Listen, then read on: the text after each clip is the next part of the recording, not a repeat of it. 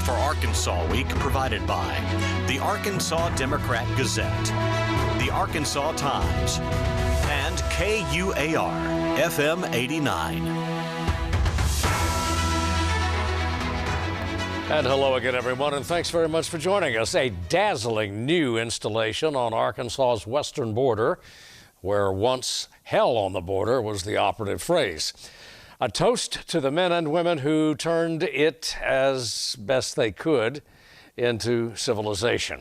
It's the U.S. Marshals Museum, and we'll have more on that in a moment. First, Arkansas agriculture and the Arkansas General Assembly and more. This year's legislative session had rather a lot to do with farming in our state. And for an update on that, we're joined up top in this edition by Arkansas's Agriculture Secretary Wes Ward. Mr. Secretary. Yes, sir. As always, thanks for coming in, being with us. Honored to be here. Well, you had an agenda for the session. What was up top? And so certainly, we know that legislative sessions are always going to be busy, and when you've got a change in administration, having Governor Sanders take office. So we were very involved working with the governor's office on just different priorities that she had and that we had for the agriculture industry, and working together on that. But the bottom line is really just making government more efficient. Making it easier for farmers to be effective and efficient, and to get out of their way as much as we could. And so I think we were able to do that on a lot of things. We cleaned up some legislation. We consolidated some boards and commissions to make it easier for producers, and passed a few other things along the way that we think are going to be beneficial for producers. Easier how? So in particular, like boards and commissions. We had 16 different boards and commissions, so a producer had to navigate where they needed to go, who they needed to talk to. We've consolidated that down to 4. That's got cost savings associated with it. It makes it easier for them to know where to go to get the answers that they need, and which we think will be of benefit for the producers just on their ability to navigate the state government standpoint. There was concern, as always, on the environmental front. Sure. That the environment sacrificed with some of this legislation anyway. Your response? Yeah, no, I think farmers are the best stewards of the land, and so we want to make sure that they've got the tools to be successful. And so there was some legislation to make some of those regulatory requirements a little bit easier, to shift some of those over to the department. So in particular, there was some liquid animal waste regulations that shifted from the Department of Energy and Environment to the Department of Agriculture, and we've got a good relationship with the Department of Energy and Environment. We're going to work together on it, but we do think that there are some ways that to have a more agricultural focused perspective on some of that we can help producers while also taking care of the environment as well. With no net damage to the environment? That's right, 100%, 100%. That's right. What item number 2 on the agenda, if you had to point to something and say, we needed that and we got it? Yeah, so I would say another one was, we had some outdated laws, and so just cleaning up laws, and that happens as time progresses. So one was fencing laws. Some of the fencing laws that existed were from the 1800s, and so fencing districts and things like that just didn't exist anymore. So we made that easier to have an online, centrally located database. So if an animal's at large, say a horse or cows or any sort of livestock gets loose, there's a central location where we can kind of track that, and people can find their animals if they lose them. Another one was foreign ownership of agricultural land. That's been a big topic across the country, and so Arkansas took action on that this time. And when people think about that makes them a little bit nervous. It's like, oh, Canada or Mexico or some of our partners, and it's not our allies. It's when you think about foreign ownership, I would think Iran and Yemen and countries like that, China, that may not have our best interests at heart, that we've taken a closer look at to provide some regulations regarding their ownership of agricultural land. Yeah, what was that though? It was argued that some of these bans on foreign ownership eventually are counterproductive in terms of international global commerce. Your response? I don't think so. I do think that there's a national security interest in there, and you see some of that, and not just in Arkansas, but in other states where there's foreign ownership next to like a military base or things of that nature that we've just got to be careful of. So this is a good first step in that direction of just making sure we know what land is is owned by, does have foreign ownership, and making sure that we're accounting for that, and making sure that the legislature and the public knows and are aware of those things. And a rural economic development initiative, which you hope will do what? Which is designed to do what? Yeah, so I think there's a lot of things that we can work better with our rural communities, and so I think the governor certainly has made that a priority as well. You know, from working with the LEARNS Act to the public safety laws that she championed, and so we're doing that on our end from the agriculture standpoint. The Natural State Initiative, Arkansas is a rural state, and there's a lot of focus going to making sure that we're serving all Arkansans, and agriculture is a big piece of that as well. And this, you got crops in the field. That's right. Here we are toward the end of June. Crops in the field. That's right. Yeah. How do they look? So it's been an interesting year. So we started off really wet. It always is an interesting year with agriculture. There's just so many factors that go into having a good, successful, productive year. And we started off a little wet, a very wet year. We were breaking records there, but we caught a break. People were able to get in the fields and get planted. Planting was early, which was good. And so we've seen that. Now it got a little bit dry again. So there's, if you look at the northern part of Arkansas, it's abnormally to moderate drought in several areas, and so we're watching that. But most of the row crops you can irrigate, so you can overcome the drought situation there. But so far things are looking pretty good because they were able to get in early, get planted, and that helps a lot. Well, are they going to get a price for it though? That's right, and there's a ton of factors that go into that. You look at just the global economy. You look at things that are still going on with Russia and Ukraine, other trade agreements that are taking place. Some of the trade disputes with Mexico on corn. There's just a broad range of factors that impact prices, and so the producer's ability to produce a crop, a good crop, it certainly has the factors that they control, making sure that they're on top of those. There's a lot of factors that they can't control, and so it all adds together to make for interesting years in agriculture. Well, a lot of people, when they hear rice, they think Cuba. Yeah. Sure. Nothing ever happens. Right. Yeah. Well, sure. You have an update on that. You're in touch with the delegation, I assume, at least on. Sure. Cuba continues to be a conversation. Cuba is the largest per capita consumer of rice in the Western Hemisphere, and it's in our back door. But there are other challenges with Cuba. In the news certainly with their relationship with China and putting potential spy base there, and spying on the United States is very problematic, and so that makes it difficult to do business with them when we may want to sell them rice, but if they're doing other things that are of detriment to us and our country, it makes it hard to have a good working relationship there. Well, there's another legislative front, and of course that's Washington. The constant conversation of a farm bill. What are you looking at? Yeah, so the farm bill is every 5 years we go through this process, and Arkansas is just very fortunate with our congressional delegation. So in particular, Senator Bozeman, who's the ranking member of the Senate Ag Committee, has a very powerful voice on the farm bill, and he's had several different meetings in Arkansas with producers, and hearing directly from them and their needs. Having Congressman Crawford on the House Ag Committee is incredibly important. Congressman Westerman as well with his natural resources role. So we've got a tremendous delegation that understands the importance of agriculture. The farm bill will be difficult as it usually is, but we've got a good delegation that's working through those issues. Got to end it there, Secretary Ward, because we are out of time. Yes, we thank you for yours. Absolutely. As always. Thank you, sir. Come back soon. Will do. And we'll be right back.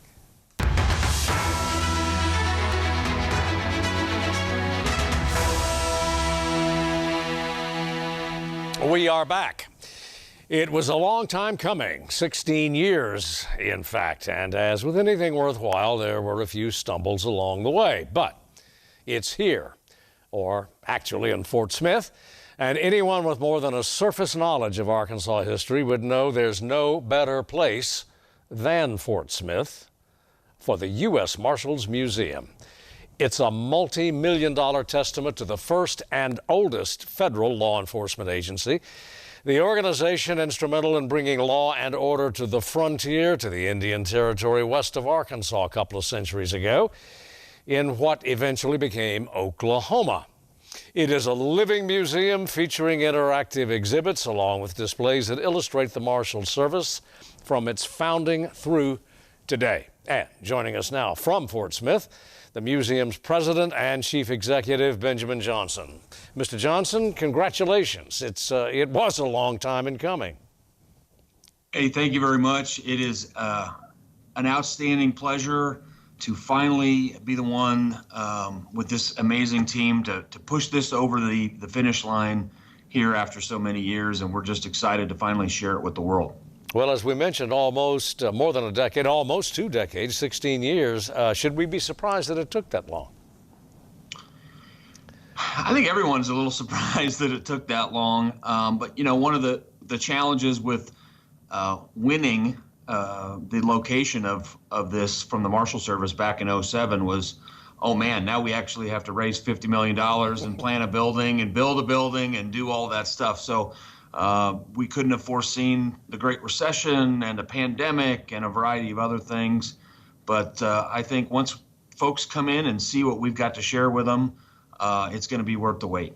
What's the highlight? I mean, that's like asking which your children you like best, I understand. But for you, what's the highlight? What's your favorite part of that museum? You know, I judge it by at what point in my tours with folks do I generally lose part of the group because they're stopping to play with something or look at something. And that's usually around our Frontier Saloon. It is a great experience. You walk inside the saloon, there's a giant poker table trivia game that's an interactive experience. There's a large bar where the bartender is talking and telling stories, and that's usually where I lose people, about 20-30% of the story of the tour. And I think that's one of my favorite and definitely one of the general public's favorite.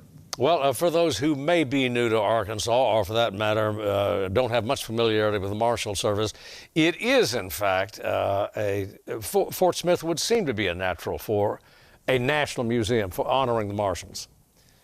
Yeah, a lot of people, their first question is why Fort Smith and why Arkansas? And for us, and definitely for the Marshal Service, they view this part of the country really as sacred ground, because of the role the U.S. Marshals played largely in the 18th and 19th centuries, and as you said in your introduction, bringing some law and order to an open land. And more deputy marshals, posse members, special deputies died serving in the line of duty out of the Western District of Arkansas than any other judicial district in the country. And so this is a uniquely powerfully placed location that really connects to American history and definitely to Marshals history in a way that kind of more conventional large coastal cities did not. And the community and the state really wrapped their arms around it. And it's here, and we can't wait to share it with everybody. Well, in terms of taming that frontier and bringing these desperados into Judge Parker's court or to wherever, I think I've got the numbers right, more than, through today, more than 350 marshals, deputy marshals have lost their lives in the service. Am I correct on that? Yeah, we're actually north of 380 now, and that number unfortunately goes up every single year. Through his new historical scholarship, identifying individuals in the past that have been that lost their lives in service to the country, and also in more modern days. So it's definitely has some somber moments. It is a lot of fun. It is a family friendly experience, but there are moments throughout the gallery that require some reflection and some thought. And I think it's important, too, to emphasize, or to recall anyway, the terrain and the topography of that region a couple of centuries ago. It wasn't like a U.S. Marshal had to get in his or her car, drive the freeway for a couple hundred miles, and get off on a secondary road, and then maybe use a dirt road to a hideout. It was a little more problematic than that. Yeah, in that way, I think technology may change, but I think today's deputy marshals would tell you the same thing, that from the 18th century up to the 21st century, when you look across the river outside of our amazing atrium that's glassed in, and you look across the Arkansas River into Oklahoma and what then was Indian Territory, you were risking your life every time you stepped out into the world. And these men and some women at the time really didn't know what to expect. It was a relatively lawless land, working with Americans who were living in Indian territory, tribal citizens that may or may not trust you. It was definitely a challenging experience. Well, and two, if I have it correctly now, if the marshal did not get his man, he didn't get paid. Yeah, you don't succeed, you don't eat, I think was part of it. But, for a lot of these folks, when you come in, one of the cool things is there's a spot in our Frontier Marshal's office where it actually has a list of how marshals in that period of time, deputy marshals, would get paid, both travel miles and food stipends and what you would get for bringing back somebody to the court. It really is an interesting system that I think a lot of people will get a kick out of, exactly how that worked back in the day. Yeah, and one individual who simply cannot go unmentioned, and the museum does in fact spend a fair amount of time with him, and that is the legendary Bass Reeves. Bass Reeves, no matter how much square footage we could devote to him, there could always be more. And for an individual like that, in such a uniquely American story, a man born into slavery, who later served the nation, that allowed him to be enslaved as a law enforcement officer. He was largely illiterate, but he was incredibly clever and brave, and served his nation and the court for a very, very long time. And to be able to tell as much of his story as we can reliably, knowing that historical documentation was not exactly on the forefront of any of their minds when they're out there trying to catch bad guys on the frontier. It's just an amazing story, and we just really are blessed and proud to be able to tell his story to the masses. Fair to say he had true grit? He definitely did. Benjamin Johnson, Executive Director, President of the U.S. Marshals Museum at Fort Smith, Arkansas. Thanks very much for being with us. Thank you. Thank you. Come back soon. There is more on Arkansas agriculture now. There's environmentally sensitive farming. There's farming with sustainability in mind, but there is also regenerative farming, and it is this month's Good Roots.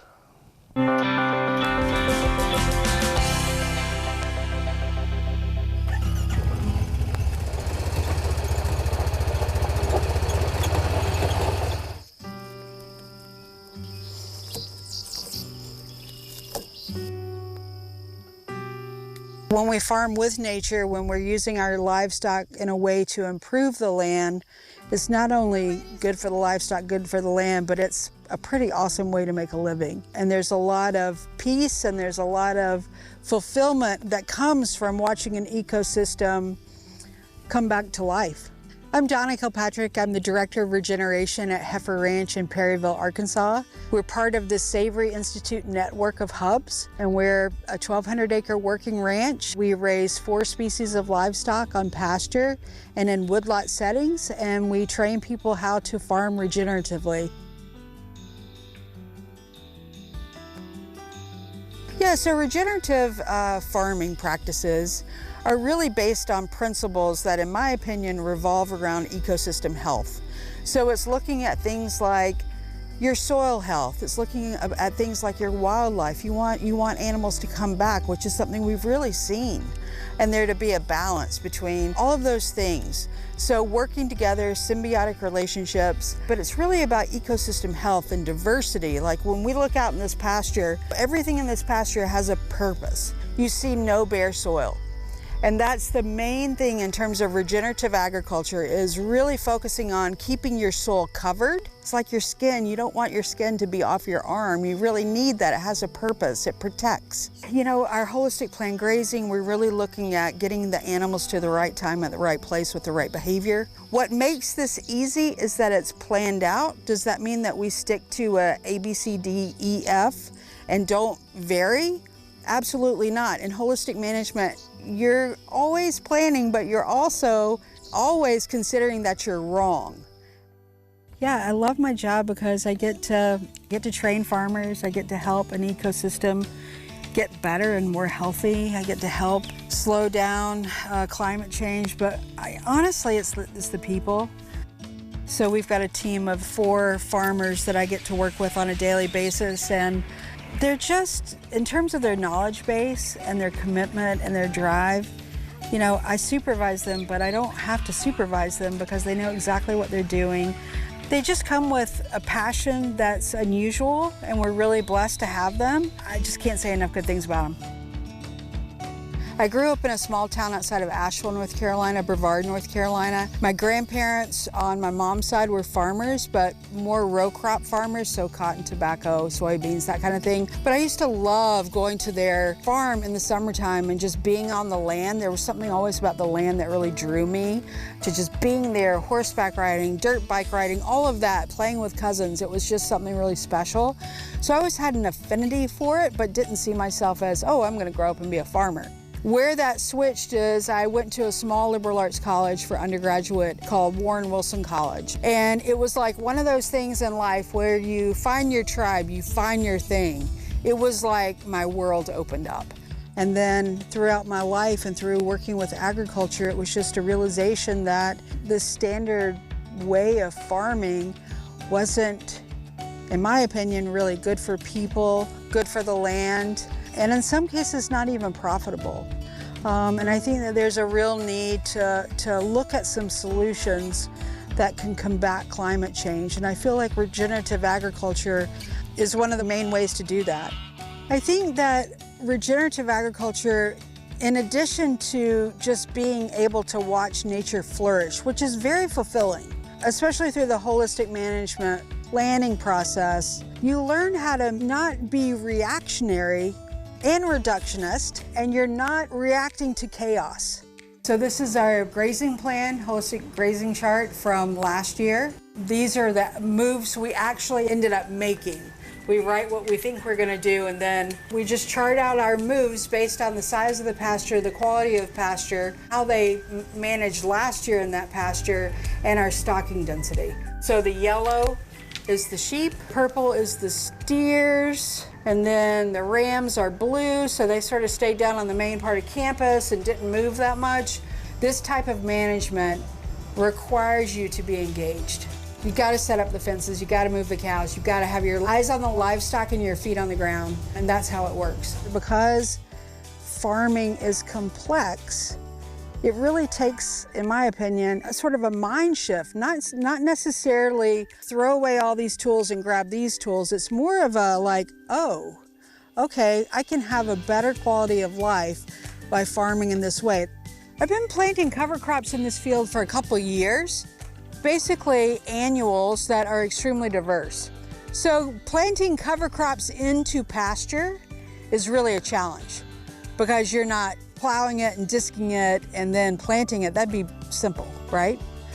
Simple for the human, terrible for the environment. What we're trying to do is build the soil structure, the sponginess of the soil. You do that through having different root systems. So all of these plants have different depths of root that they go down. They bring different qualities to the soil. In this pasture, we've got sunflowers for the pollinators. We've got sorghum Sudan grass of different varieties. We've got 2 kinds of millet that the cows really love, so do the sheep. Collard greens, okra. I mean, it's incredibly diverse. It's like a garden. Holistic management, we're always thinking about the social impact of it, the ecological impact of it, and economy. It can be very profitable. You're cutting down on your inputs. When you get rid of chemicals, when you get rid of all the machinery. I mean, we have some machinery, but it's less than most folks. All the hay equipment, you're talking hundreds of thousands of dollars when you stack that stuff up. I think that there's a real problem. We know that our ecosystem is in a dire situation. I work in a profession in agriculture that can either radically help the situation or continue hurting it. I feel really fortunate that the commitment here is on ecosystem health and on farming in a way that works with nature instead of against it, and that our charge is to train farmers to adapt principles and practices towards that goal as well.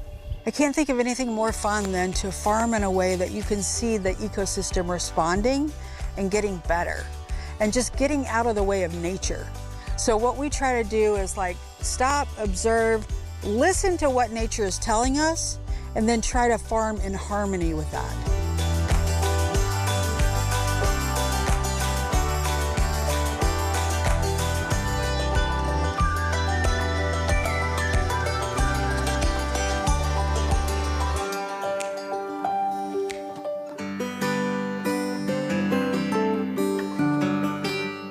This program is funded through a Farm and Ranch Stress Assistance Network grant provided by the United States Department of Agriculture and administered by the Arkansas Department of Agriculture.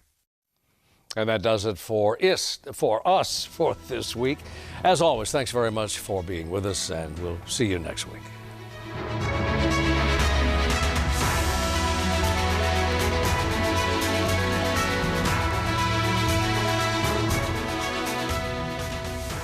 Support for Arkansas Week provided by the Arkansas Democrat Gazette, the Arkansas Times, and KUAR FM 89.